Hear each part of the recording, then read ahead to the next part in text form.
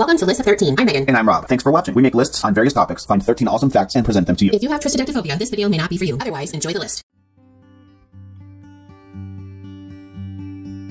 Don McLean, an American singer-songwriter, wrote and performed the song American Pie. Within 8 weeks of being produced and released in 1971, it became the #1 song. This was rare for a song that is 8 minutes and 47 seconds long. For the longest time, Don would only reply, "It means I don't ever have to work again if I don't want to," when explaining the significance of the song's lyrics. Some lyrics were eventually clarified by him, but some remain obscure. For example, he said the song began with his response when he learned in 1959 that Buddy Holly, Ritchie Valens, and the Big Bopper had perished in a plane crash, which he referred to as the day the music died. Today we'll examine 13 potential interpretations of American Pie's lyrics. Number 1. I can't remember if I cried when I read about his widowed bride. It is most likely alluding to the sadly widowed wife of Buddy Holly, who tragically lost her husband at the age of 27 when she was carrying their first child, which was ultimately miscarried. That is a really sad situation. Very much so. Number 2. I met a girl who sang the blues, and I asked her for some happy news, but she just smiled and turned away. Janis Joplin is an amazing blues player. Turned away is likely referring to her untimely death. Janis died of an accidental heroin overdose on October 4th, 1970. Well, this song is filled with lots of sad things. And yet it's such a good song. Agreed. Number 3. While Lennon read a book on Marx, we will discuss 3 different characters to interpret this lyric. First, Karl Marx was a philosopher, economist, and author of German descent from the 1800s. He authored the Communist Manifesto. Second, Vladimir Lenin was greatly influenced by the Communist Manifesto and would go on to lead the Communist Revolution in Russia in 1917. Third, John Lennon was the leader of the insanely popular 4-piece band, the Beatles. Lennon flirted with far-left ideologies, so this line plays on the similarity between his name and that of communist revolutionary Vladimir Lenin. There was even a picture of John Lennon and his wife Yoko Ono with the Communist Manifesto. There were a lot of people in the United States who really had a problem with John Lennon, and this was a big part of that problem. People having open minds, or ones that didn't align with the rest of the sheep, if you will, though, they were always the target. Yes, very much so. Number 4. The halftime air was Sweet Perfume. This could very possibly be alluding to the 1968 Democratic National Convention. With it came anti-Vietnam War protests. The Chicago authorities attempted to prevent the protests several times, but they failed. Chicago police brutalized and violently treated protesters, reporters, and bystanders in unprecedented levels. After they beat his reporter Dan Rather, Walter Cronkite called the police thugs. This group of citizens were ultimately subjected to tear gas, metaphorically described by McLean as sweet perfume. Well, that's terrible. Really shows how much turmoil there was during a lot of the 1960s. Right. Number 5.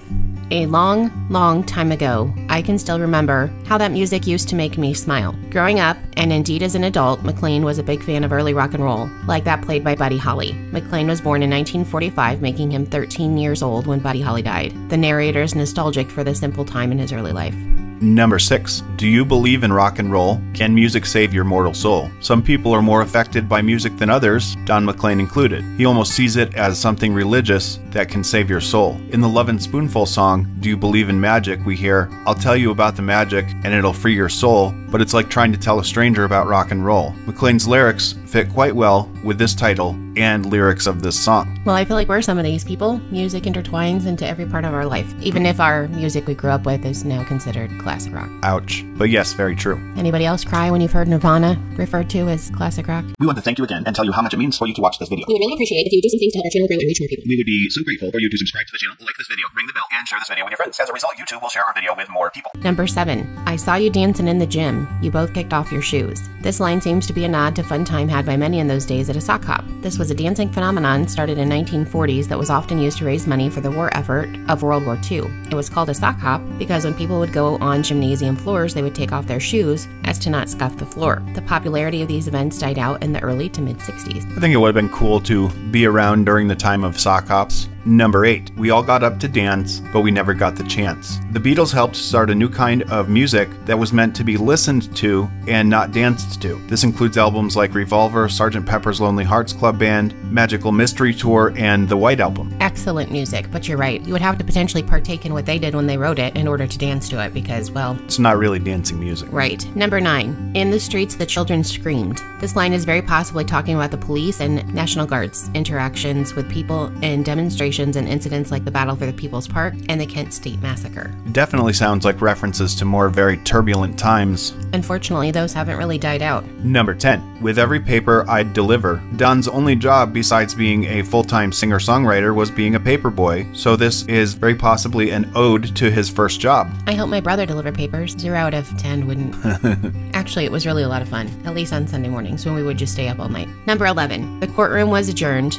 No verdict was returned. This line may refer to the 1970 killing of 4 student demonstrators at Kent State University in Ohio. When the case was presented to the grand jury and the 8 guardsmen involved indicted, the judge then dismissed the case due to the dubious claim that the guards shot in self-defense, which didn't make sense as the students who were killed were over 100 meters away from the guardsmen. The killings were a landmark phase in protest movement against the Vietnam War, and its effect is considered by many as a significant stage in the increased resistance to the war. More talk of the Kent State Massacre right there. There were a lot of things about the 60s that I think would have been really cool to have experienced, but things like the Kent State Massacre and the Battle for People's Park would not have been part of that. Number 12. When the jester sang for the king and queen in a coat he borrowed from James Dean, in a voice that came from you and me. The jester is possibly Bob Dylan, and the coat he borrowed from James Dean being a reference to the coat Dylan wore on the cover of his second album, The Freewheelin' Bob Dylan, released in 1963, which is eerily similar to the jacket that James Dean famously wore in Rebel Without a Cause in 1955. Dylan started out as an American folk singer who later combined folk with rock and roll. The voice that came from you and me can be seen as referring to his start in folk music, which is considered the music of the people. The king and queen could very possibly be referring to the closest thing the United States has ever seen to royalty, the Kennedys. The day after the tragic assassination of JFK, he performed the song The Times They Are A-Changin' for the first time. And number 13. The 3 men I admired most, the Father, Son, and Holy Ghost. They caught the last train for the coast. God is often referred to as the Trinity or Godhead, which consists of 3 persons, Father, Son, and Holy Ghost. The phrase caught the last train or went west can sometimes be used to refer to death. New York Times headlined God is Dead in 1966, while Times Magazine posed the question, is God dead? In the same way, some feel this refers to 3 different leaders at the time. In 1963, President John F. Kennedy was assassinated, Martin Luther King Jr. and Robert F. Kennedy's lives were taken in 1968. Again, very turbulent and tumultuous times. We hope you enjoyed this list today about meanings that can be found in the song American Pie. Tell us in the comments if you agree with these, which one surprised you most, or if you have a different take on a lyric.